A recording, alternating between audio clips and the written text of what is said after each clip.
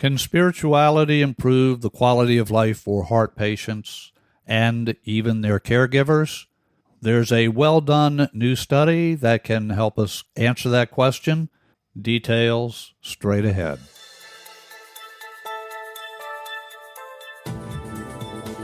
Your host here, Stephen Carter. Thank you for joining me for this episode of Easy Stress Cures. Numerous studies have shown that spirituality can help improve quality of life for people with chronic diseases like cancer.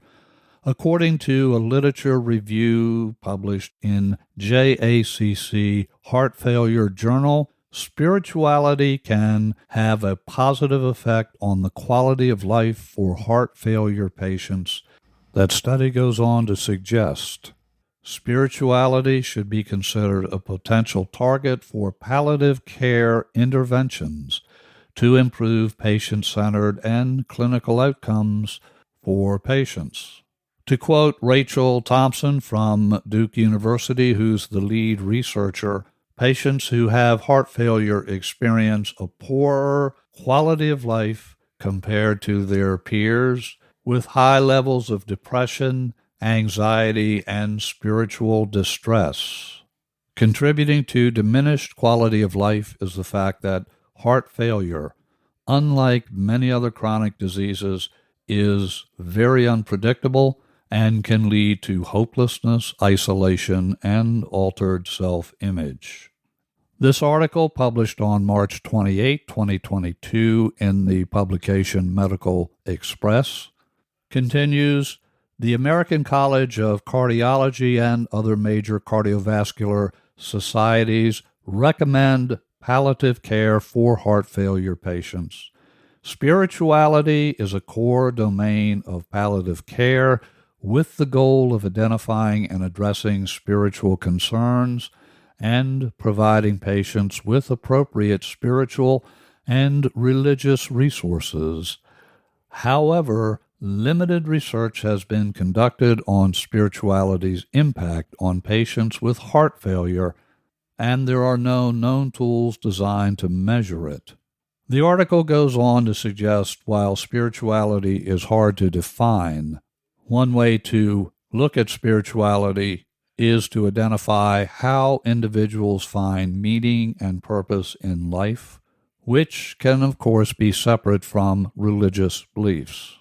The Institute of Medicine defines spirituality as, quote, the needs and expectations which humans have to find meaning, purpose, and value in their life.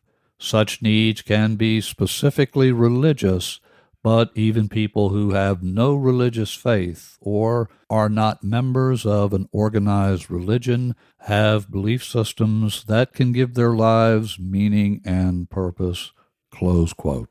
This article in Medical Express summarizes the article posted in the professional journal.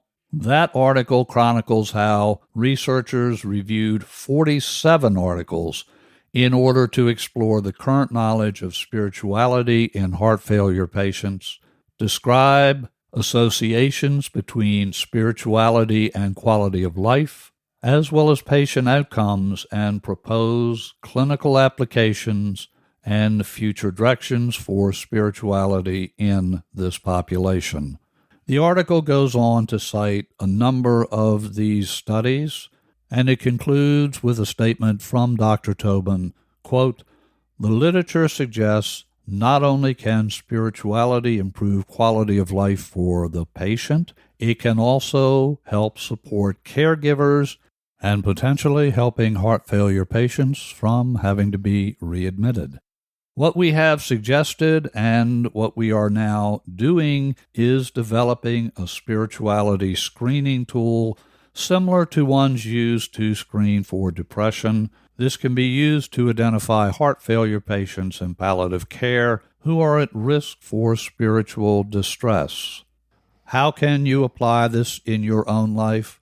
I suggest giving some thought to what you define as spiritual. What does spirituality mean to you, and how are you expressing that sense of spirituality in your life? I encourage you to give these questions some thought. For many people, spirituality does in fact support physical healing and emotional well-being. It gives us hope, and it may even give us connection to higher healing capabilities than we would otherwise have access to. If you would like more information about this study, I'll have that linked up in the show notes. If you would like to share your perspective on this episode or any episode in the Easy Stress Cures catalog of shows, I would love to hear from you. Email me at cartermethod@gmail.com, cartermethod@gmail.com. You can find this show and a variety of other shows, all dedicated to helping enhance emotional well-being. You'll find those shows at stressreliefradio.com, stressreliefradio.com. Until our next visit together, your host here, Stephen Carter, and I wish you and your loved ones blessings in abundance.